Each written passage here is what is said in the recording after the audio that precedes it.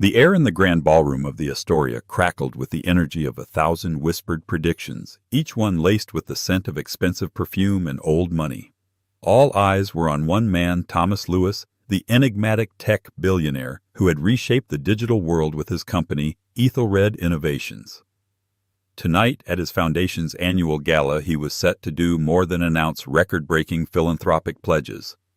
The tabloids had been in a frenzy for weeks. A new love. A secret engagement. Tonight he would introduce the world to the future Mrs. Lewis. The room held its breath as he stepped to the microphone, a faint, unreadable smile on his lips. What came next, however, was a twist no one, not even the most seasoned gossip columnist, could have ever seen coming. This isn't just a story about wealth. It's a story of love, devastating betrayal, and a revenge served colder than the champagne in their glasses. The Ethelred Foundation Gala was the undisputed pinnacle of the city's social calendar.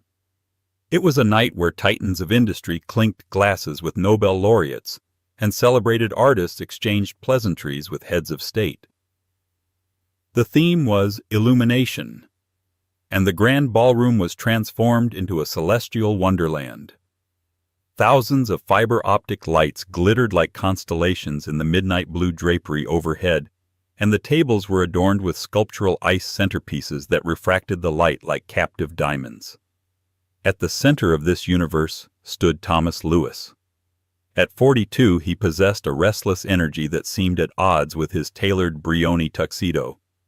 His dark hair was meticulously styled, but a single lock always seemed to fall across his brow, a subtle rebellion against the perfect image he curated.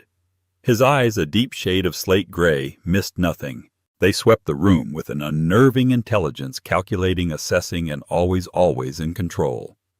For 6 years since his highly public and acrimonious divorce, Thomas had been a ghost in his own life. He'd worked with a ferocious, almost self-destructive intensity, turning Ethelred Innovations from a promising startup into a global behemoth. He dated, of course, a string of models, actresses, and heiresses who were paraded in the press, but never brought into his inner circle. They were beautiful distractions, placeholders in a life that had a gaping hole at its center. But tonight was different. The rumors had reached a fever pitch, fanned by carefully placed sightings of Thomas with the stunningly beautiful actress, Bianca Monroe. She was here tonight, a vision in crimson silk, holding court at a table near the stage, accepting the knowing smiles and premature congratulations of the other guests, as if the role of the next Mrs. Lewis was already hers. She was the logical choice, the perfect accessory for a man of his stature. Henry Gable, Thomas's longtime friend and COO, stood beside him near the marble pillars, nursing a glass of scotch. "The piranhas are circling John," he murmured, his gaze fixed on a cluster of journalists near the entrance. "They smell blood, or a wedding, which to them is the same thing." Thomas adjusted his cufflinks, his expression unreadable. "Let them. The story they think they're getting isn't the one they're going to print." "Are you absolutely sure about this?" Henry asked, his voice low and serious. "The blowback could be considerable." "It's the only way," Thomas said, his voice hard as granite. "Some things can't be fixed behind closed doors. They have to be rebuilt in the open on the rubble of the old lies." Henry sighed, taking a long sip of his drink. He was one of only 2 people in the world who knew the full truth of the night's impending spectacle. He had seen Thomas through the darkest days after the divorce, the hollowed-out shell of a man who had lost his anchor. He had also witnessed the spark of the old Thomas return in recent months, replaced by a cold, calculated fire. Across the room, Leland Beaumont, Thomas's chief competitor and the serpent in his Eden, watched the scene with an oily smile. Beaumont, head of the rival tech conglomerate Lycosis, had built his empire on aggressive acquisitions and shattered careers. He and Thomas shared a venomous history, a rivalry that went beyond the boardroom. He leaned over to his wife, a woman dripping in so many jewels she appeared to be wearing a chandelier. "Looks like our boy Lewis is finally ready to settle down again." Beaumont sneered loud enough for those nearby to hear. "Monroe is a fine piece of arm candy. Ambitious, She'll keep him busy at home while we keep him busy at work." The comment was met with sycophantic chuckles. Beaumont thrived on this kind of public denigration. He saw Thomas's personal life as just another flank to attack, another vulnerability to exploit. The orchestra finished its piece and a hush fell over the room as the master of ceremonies approached the podium. After a few laudatory remarks about the Foundation's work, he introduced the man of the hour. "Ladies and gentlemen, it is my distinct honor to present the chairman of the Ethelred Foundation, the man whose vision continues to illuminate our future, Mr. Thomas Lewis." Polite, thunderous applause filled the ballroom. Thomas walked to the stage with a measured, confident stride that belied the storm raging inside him. He scanned the sea of faces, the powerful, the curious, the predatory. He saw Bianca Monroe, who gave him a small, confident nod as planned. He saw Leland Beaumont, whose smug expression was a mask for his own insecurity. And in his mind's eye he saw a different face. A face that had haunted his dreams for 6 long years. He reached the microphone, the warmth of the spotlight on his face. He delivered his prepared remarks about the Foundation's initiatives with flawless precision, his voice calm and commanding. He spoke of funding for STEM education, of new clean energy projects, of a future built on innovation and hope. Then he paused. The shift in his demeanor was palpable. The corporate titan receded, replaced by something more personal, more vulnerable. "Thank you," he began, his voice dropping slightly, drawing the entire room into an intimate circle. "Tonight's theme is illumination. We often think of that in terms of knowledge or discovery. But sometimes the greatest illumination comes when we find our way back from darkness, when a truth that was lost is found again." He let the words hang in the air. The whispers started again, a low hum of anticipation. This was it. For the past several years, he continued, his eyes scanning the crowd, "I have focused solely on my work. Many of you have speculated about my personal life. The press, in its infinite wisdom, has written its own narratives." He glanced towards Bianca, who smiled demurely. "Tonight I would like to put that speculation to rest. I recently remarried in a quiet private ceremony." A collective gasp went through the room. It was true. "It is my honor and the greatest privilege of my life." Thomas's voice was steady, but his knuckles were white where he gripped the lectern. "To introduce you to my bride, the woman who has always been and will always be the one true Mrs. Lewis." The room fell silent. The silence was a physical thing, a heavy blanket that smothered every whisper, every clink of glass. It was a vacuum pregnant with expectation. Every eye was on the grand entrance at the back of the ballroom, waiting for Bianca Monroe to rise and glide towards the stage. But Bianca didn't move. She simply sat there, a serene smile on her face, watching the stage like everyone else. Thomas's gaze shifted from the crowd to a small, unassuming side door near the stage, a door usually reserved for staff. "Please join me on stage, Catelyn." The name dropped into the silence like a stone into a still pond. Catelyn, not Bianca. For a moment there was only confusion. Who was Catelyn? Then a flicker of recognition in the eyes of the older guests, the ones who had been around long enough to remember a time before Thomas Lewis was a household name. The journalists in the back began frantically whispering to each other, thumbs flying across their phones, searching archives. The side door opened, and the room fell silent all over again. The woman who stepped into the light was not a Hollywood starlet or a European princess. She was elegant, but her beauty was not the manufactured perfection of the women Thomas was usually seen with. It was quieter, more profound. She wore a simple floor-length gown of deep sapphire blue that complemented her auburn hair, which was styled in a soft, understated chignon. The only jewelry she wore was a delicate diamond necklace and the blinding, newly placed platinum wedding band on her finger. But it was her eyes that captured the room. They were a warm, intelligent hazel, and they held a history that was as deep and complex as Thomas's own. They scanned the shocked faces with a calm composure that seemed impossible under the circumstances. This was Catelyn Kate Allen, or as the world had once known her, Catelyn Lewis, the first Mrs. Lewis.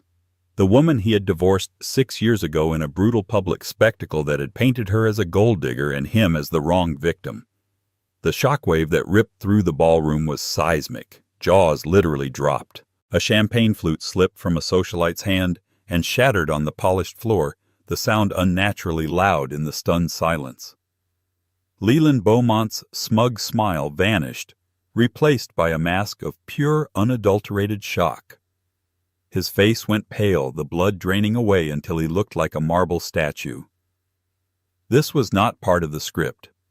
This was an impossibility, a ghost returning to haunt the feast. Kate walked towards the stage, her posture perfect, her steps unhurried. She did not look like a woman returning to a life she'd been cast out of. She looked like a queen reclaiming her throne.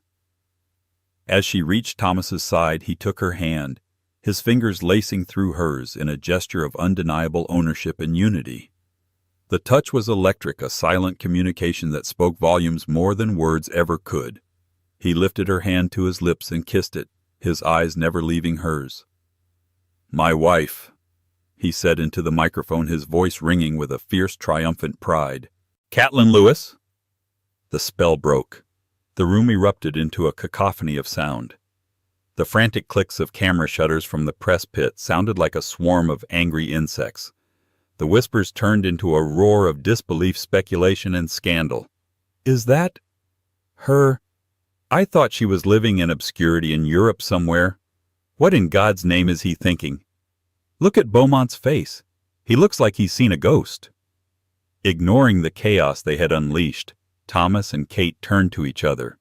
In the bubble of the spotlight, the world outside them ceased to exist. For a fleeting moment, they weren't in a ballroom full of sharks. They were back in their tiny fourth-floor walk-up apartment from 15 years ago. Flashback. 15 years earlier. The room smelled of turpentine and instant coffee. Thomas, then a 27-year-old coder with more ideas than money, was hunched over a tangle of wires and circuit boards on their rickety dining table. His hair was an unkempt mess, and he hadn't shaved in 3 days. He was running on pure adrenaline and the belief that he was about to change the world. Kate, a post-grad art history student, came up behind him, wrapping her arms around his neck. She rested her chin on his shoulder, looking at the blinking lights of his prototype.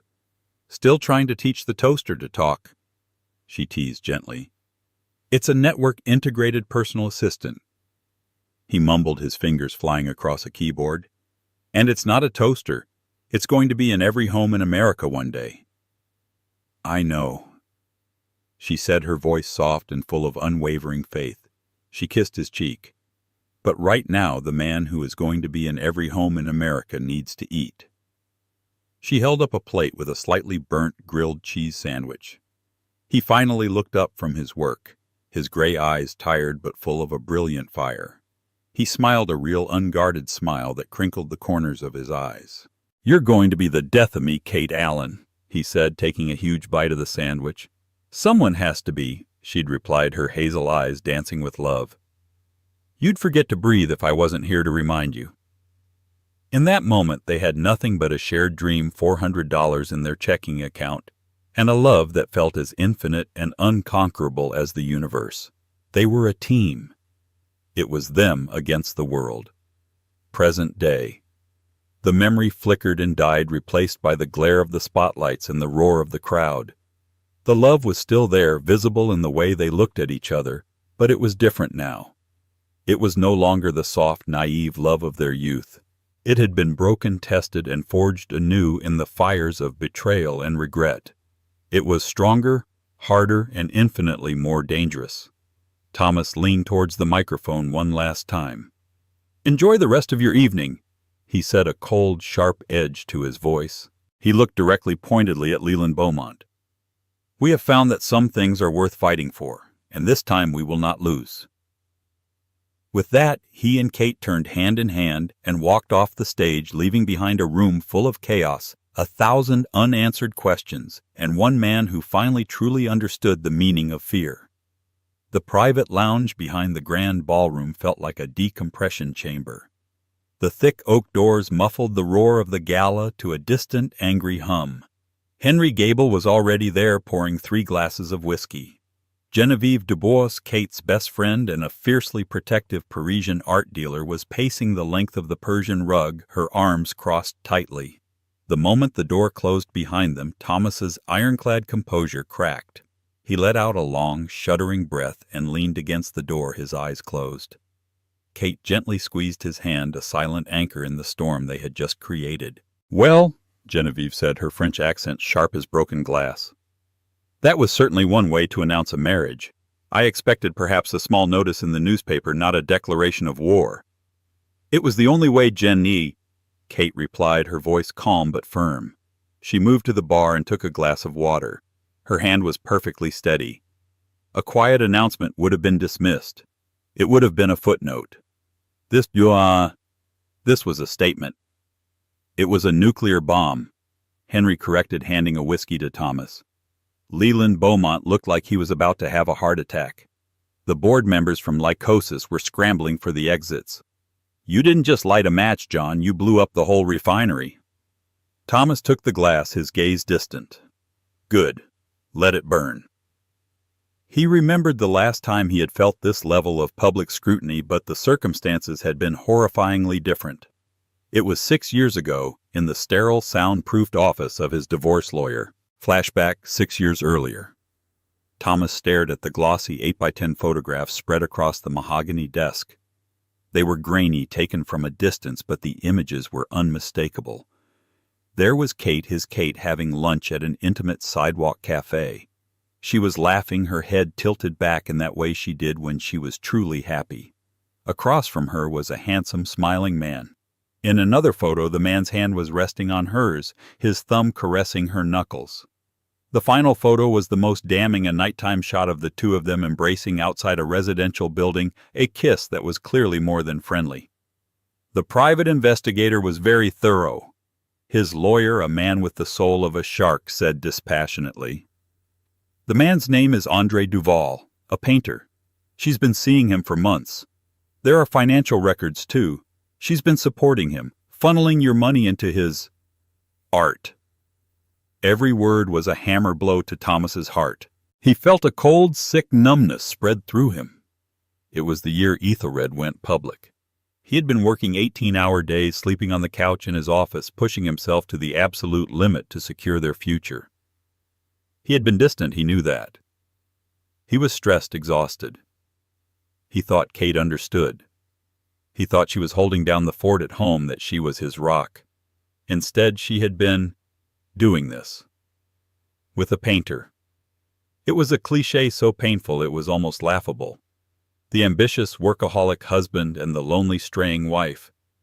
The narrative was fed to him piece by excruciating piece, not just by his lawyers, but by his supposed friends and colleagues.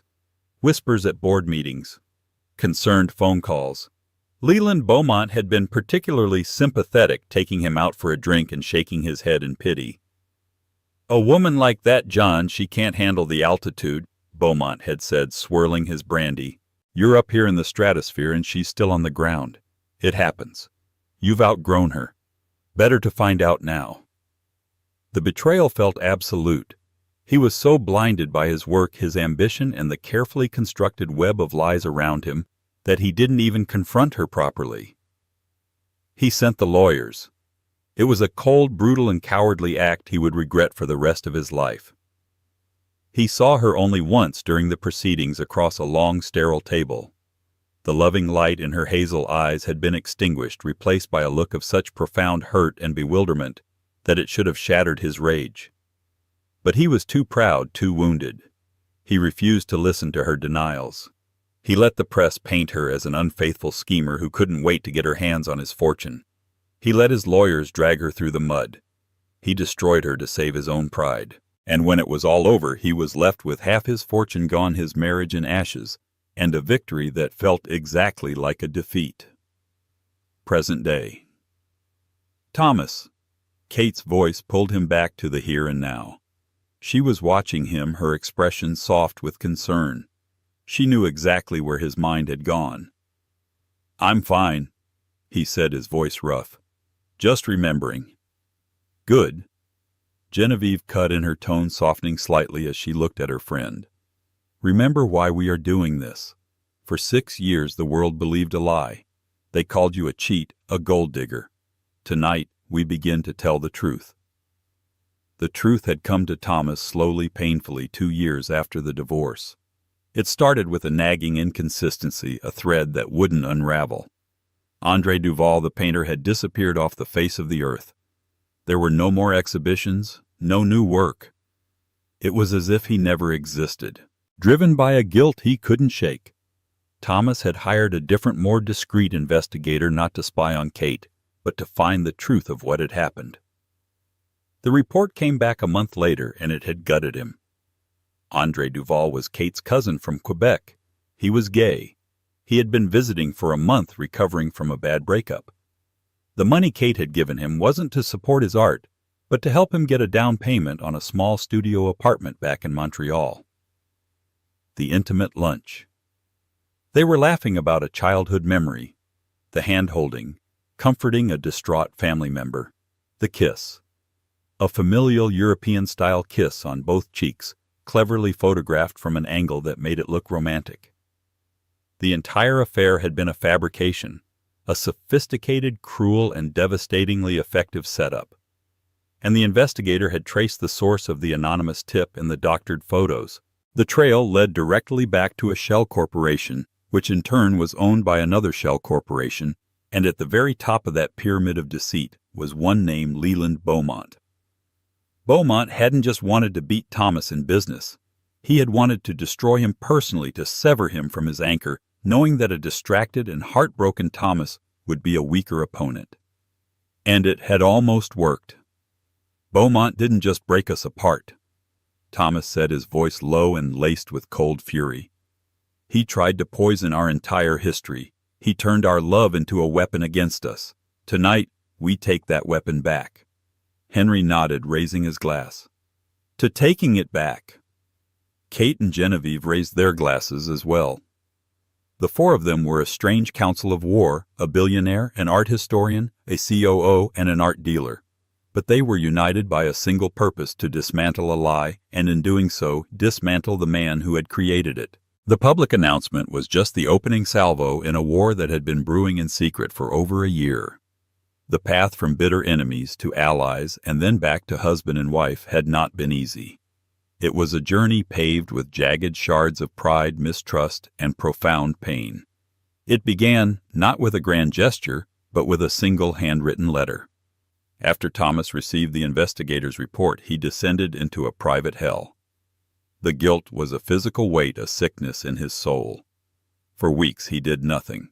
He existed in a fog of self-loathing. He had not only been a fool, but a cruel one. He had believed the worst of the one person who had believed in him when he had nothing. Finally, Henry Gable had shaken him out of it. You can sit here and drown in it, John, or you can do something about it. The one thing you can't do is change the past. But you're Thomas Lewis. You build the future. So Thomas wrote a letter. He poured everything onto the page. His shame, his regret, his rage at Beaumont, and the hollow ache that had been his constant companion since Kate had left. He didn't ask for forgiveness. He felt he had no right. He simply laid the truth bare and mailed it with a copy of the investigator's full report to the address he had for her in Florence, Italy, where she had gone to rebuild her life. He didn't expect a reply. 3 weeks later, an email appeared in his inbox. The sender was simply K. Allen. The message was short. Thomas, I have read your letter and the report. I am in New York for a consulting project with the Met. Meet me for coffee. Thursday, 10 a.m. The cafe on the corner of 81st and Madison. Kate. He had never been more terrified in his life. He arrived at the small, unassuming cafe a half hour early, his heart pounding like a drum. When she walked in, it was like the air had been sucked out of the room. She was different. The 6 years had given her a new poise, a self-possessed confidence that was both breathtaking and intimidating. The softness of her youth had been replaced by a polished strength. She was no longer just his Kate. She was Caitlin Allen, a respected art historian who had built a name for herself entirely on her own terms. The first meeting was excruciatingly awkward. They spoke of superficial things, her work, his company, the weather. But underneath the polite conversation, the unspoken history between them was a chasm. "Why did you agree to meet me?" He finally asked the question, raw and exposed. Kate took a slow sip of her cappuccino, her hazel eyes studying him over the rim of the cup. "Curiosity, partly, and because the woman you described in your letter, the unfaithful, scheming wife, I never knew who that was. For years I wondered how you could have believed it. The report explained the how. I suppose I wanted to see for myself if you understood the why." "It was Beaumont," he said, his voice tight. "He played on my insecurities, my ambition. He played on your arrogance, Thomas," she corrected him, her voice devoid of malice, stating it as a simple fact. "You were so convinced you were the center of the universe that you couldn't imagine a world where you weren't the target. You assumed my betrayal was about me leaving you when in fact the entire charade was about someone trying to get to you. You were the prize and I was just collateral damage in your war." Her words hit him with the force of a physical blow because they were true. He had been so wrapped up in his own wounded pride that he had failed to see the larger game at play. That first coffee turned into another, then dinner a week later. They talked for hours, painstakingly excavating the ruins of their marriage. She told him of her lonely, humiliating years in the aftermath of rebuilding her reputation from scratch, of learning to stand on her own free from the shadow of his name. He in turn confessed the emptiness of his success, how the view from the top was meaningless without her to share it. The turning point came on a rainy Tuesday night. He had walked her back to her hotel after dinner. They stood under the awning, the sound of the city a distant hum. "I never stopped loving you, Kate," he whispered, the admission costing him everything. "Not for a single day. Even when I hated you, I loved you." She looked up at him, raindrops clinging to her eyelashes. For the first time he saw a crack in her formidable armor. He saw the girl he had fallen in love with in a dusty university library. "I know," she said, her voice barely audible. "And that's what hurt the most. You loved me, and you still threw me to the wolves." He had no defense against that. It was the unvarnished truth. He simply stood there, letting her words flay him open. "But," she continued, taking a small step closer, "the man who threw me away isn't the same man standing in front of me now. The old Thomas would have sent a lawyer with a settlement offer and a non-disclosure agreement. You came yourself. You showed me the truth. You apologized." In that moment under the hotel awning, something shifted. Forgiveness wasn't a destination they arrived at, but a path they chose to walk together. He tentatively reached for her hand and she didn't pull away.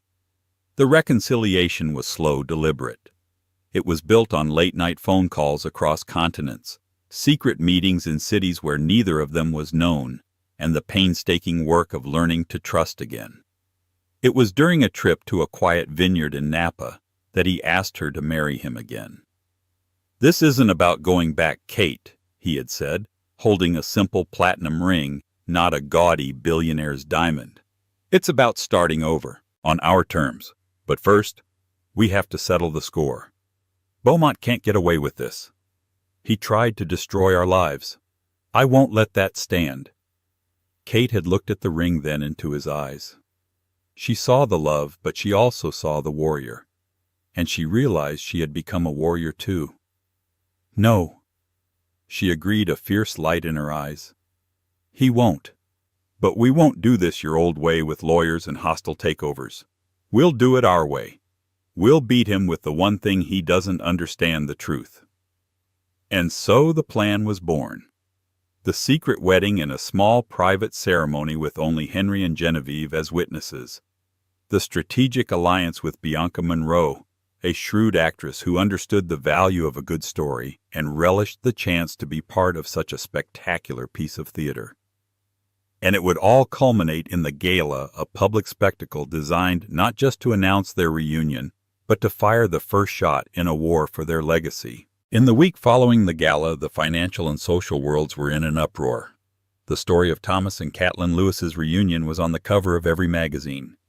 The narrative was intoxicating, a love lost and spectacularly reclaimed, a modern-day Odysseus returning to his Penelope. But for those involved, it was anything but a fairy tale. It was the calculated second move in a deadly game of chess. Their war room was the penthouse library of Thomas's Fifth Avenue apartment, a space that overlooked Central Park. Floor-to-ceiling shelves were filled with books, but the large mahogany table in the center was covered in laptops, encrypted hard drives, and financial charts. "Beaumont is panicking," Henry reported, pointing to a screen displaying stock market data. Lycosis stock dropped 7% at the opening bell. The markets hate instability, and you just served them a 7-course meal of it. "It's not just the stock," Genevieve added, scrolling through a tablet. "I have friends in the art world. Beaumont is a major collector. He uses his acquisitions to launder his reputation. Several institutions are now re-evaluating their partnerships with him. Your story has reminded them of his character or lack thereof." Thomas and Kate stood side by side looking at the board. They moved with an easy, synchronized rhythm, a testament to their renewed partnership. The initial shock was phase 1. Thomas said, circling a name on a whiteboard. "It was meant to isolate him to make his allies nervous. Now we begin phase 2, dismantle his network." For the past year, their private investigation had expanded. It was no longer just about proving Beaumont's role in their divorce. They had dug into every corner of his business empire, and what they found was a hornet's nest of corruption. Beaumont's success was built on corporate espionage, insider trading, and blackmail. The setup with Kate was not an anomaly. It was his standard operating procedure. Their key target was a man named Walter Finch, Beaumont's former head of security. Finch was a disgraced ex-cop who had done Beaumont's dirty work for years before being unceremoniously fired and forced to sign an ironclad NDA. He was their domino. If they could make him fall, the rest would follow. Kate was the one to devise the approach. "We can't buy him," she had argued. "Beaumont will have already tried that. We can't threaten him. He's lived his life under threat. We have to appeal to the one thing he has left, his legacy." Kate, using her art world connections, discovered Finch was a doting grandfather. His one joy in his miserable post-Beaumont life was his 8-year-old granddaughter, a talented young cellist. Kate arranged for the girl to receive an anonymous scholarship to a prestigious music academy, a life-changing opportunity. A week later, Kate approached Walter Finch, not in a dark alley, but at his granddaughter's first recital. She waited until after the performance, as he was standing alone, his face glowing with a pride he rarely showed. "She's incredibly talented, Mr. Finch," Kate said, her voice gentle. Finch stiffened, immediately on guard. He recognized her instantly. "Mrs. Lewis, what do you want?"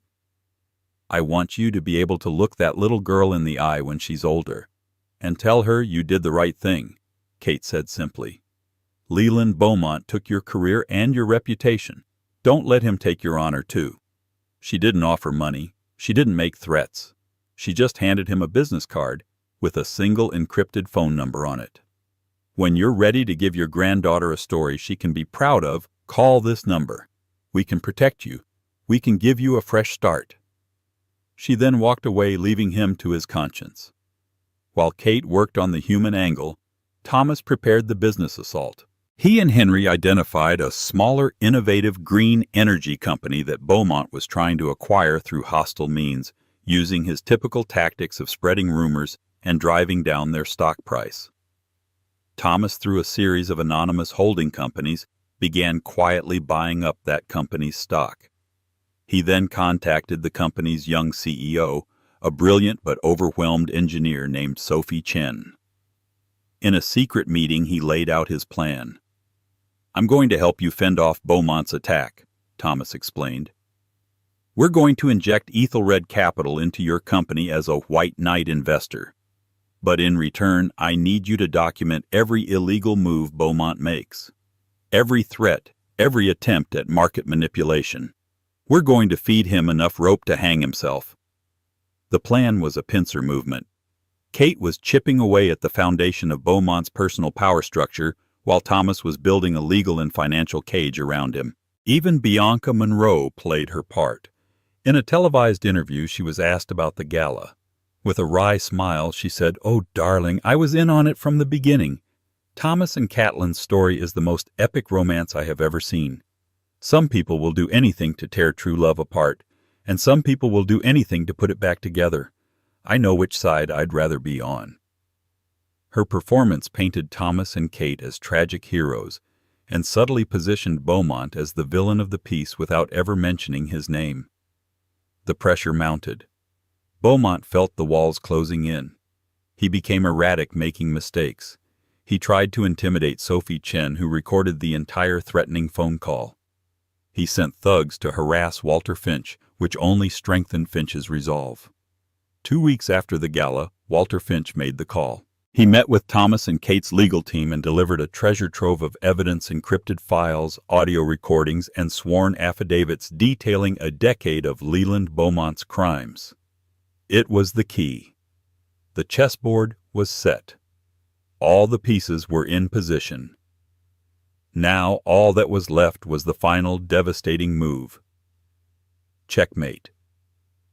The endgame did not take place in a courtroom or a public forum.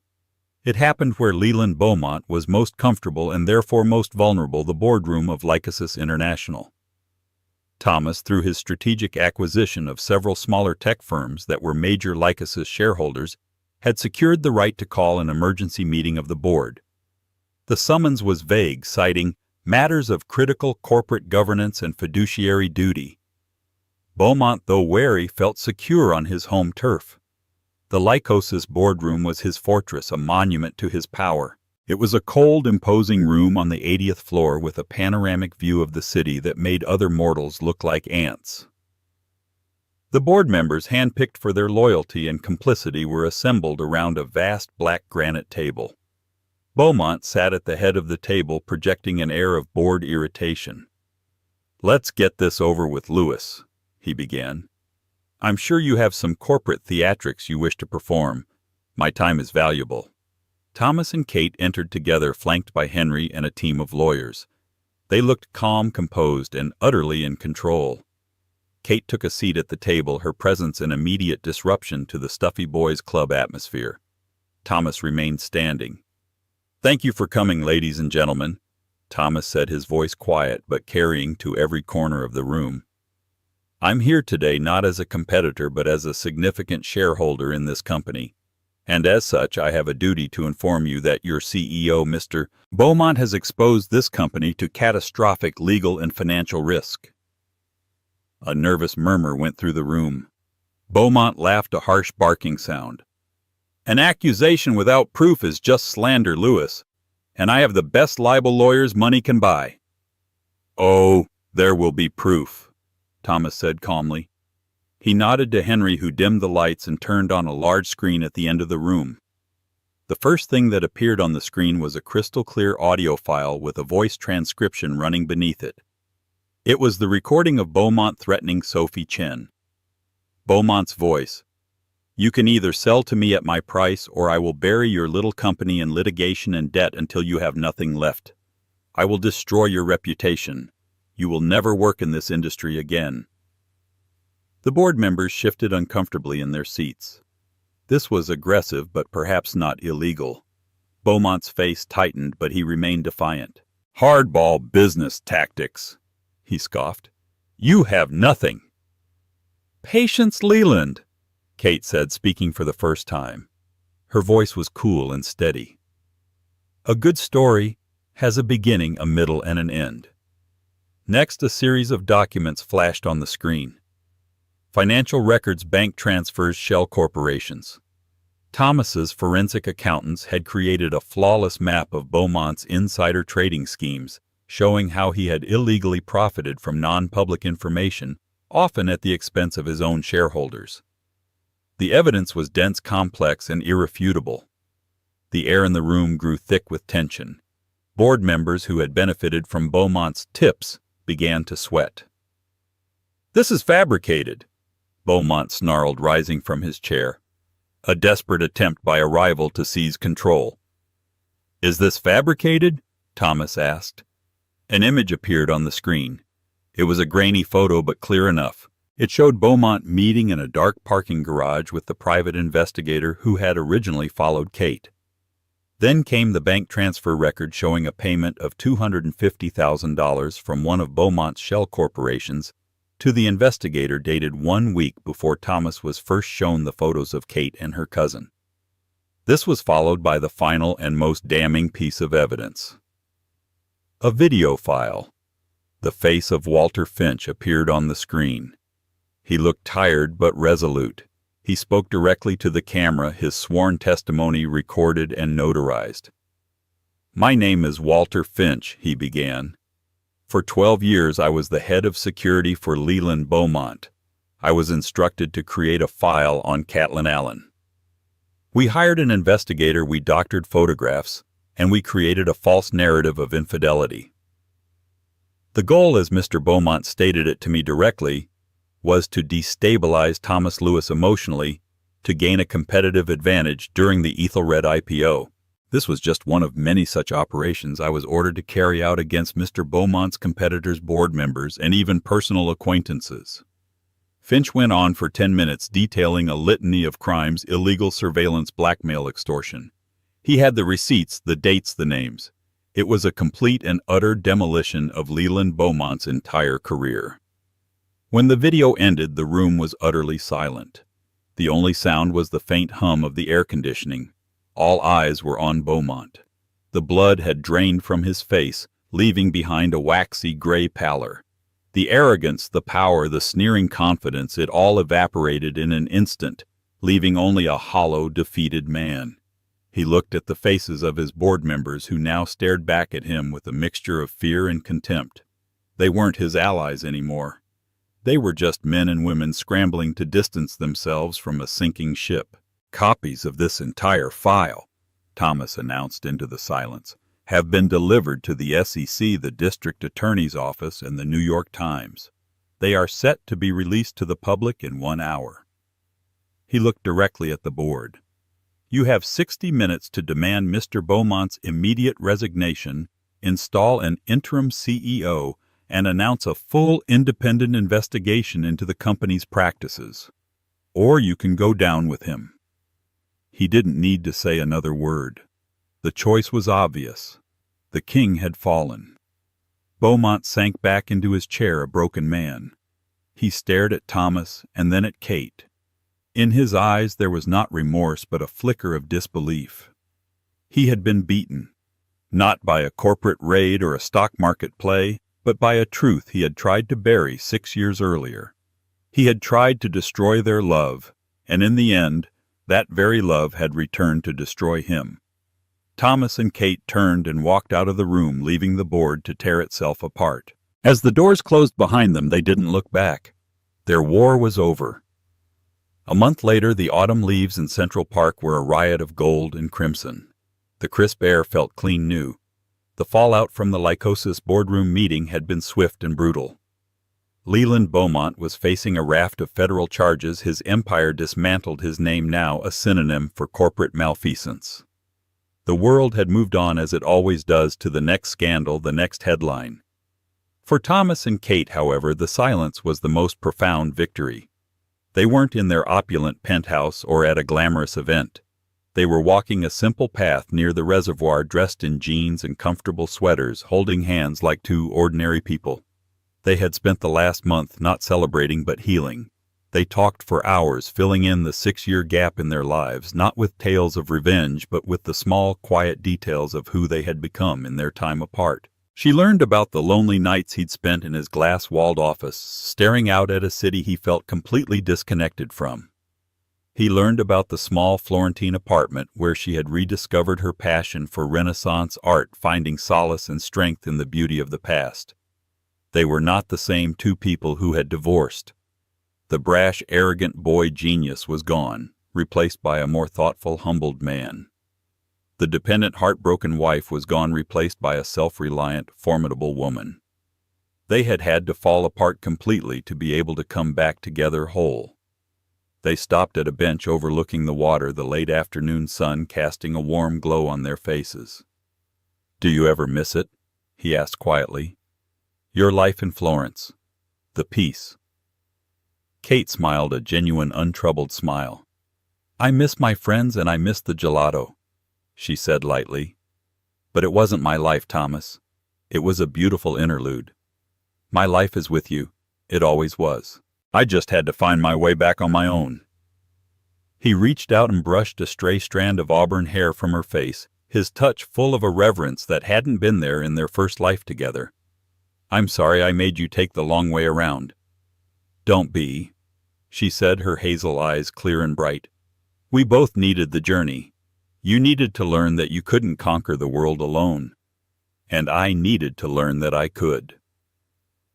It was the simplest, most profound truth. Their reunion wasn't a return to the past. It was the beginning of a completely new future, one built not on youthful passion, but on a foundation of hard-won wisdom, mutual respect, and a deep abiding love that had been tested and proven unbreakable. Ethelred Innovations was changing too.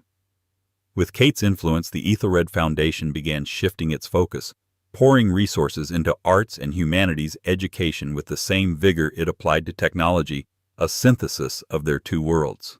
They were a team again, not just in love, but in life and purpose. As the sun began to set, casting long shadows across the park, Thomas pulled her close. The air was getting colder.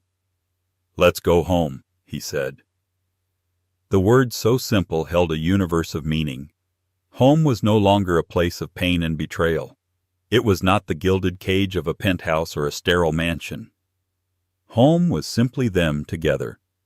As they walked away, their hands intertwined, they didn't look like a billionaire and his wife. They looked like two people who had weathered the worst storm imaginable and had found their way back to the light, their own private illumination. And this time they knew it was forever. And so the story that began with a gasp in a crowded ballroom ends with a quiet walk in the park.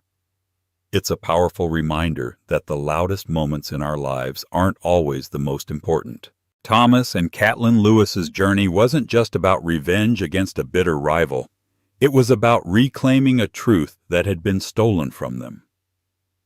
They proved that a love built on a real foundation can be shattered, buried, and lied about, but it can never truly be extinguished.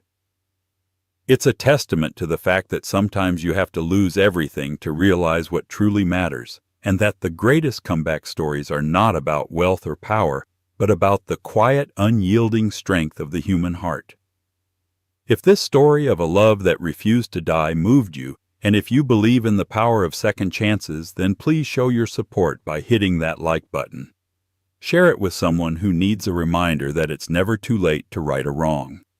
And of course, for more true life stories of drama, resilience, and incredible twists, make sure you subscribe to our channel and ring that notification bell. You won't want to miss what we have coming next.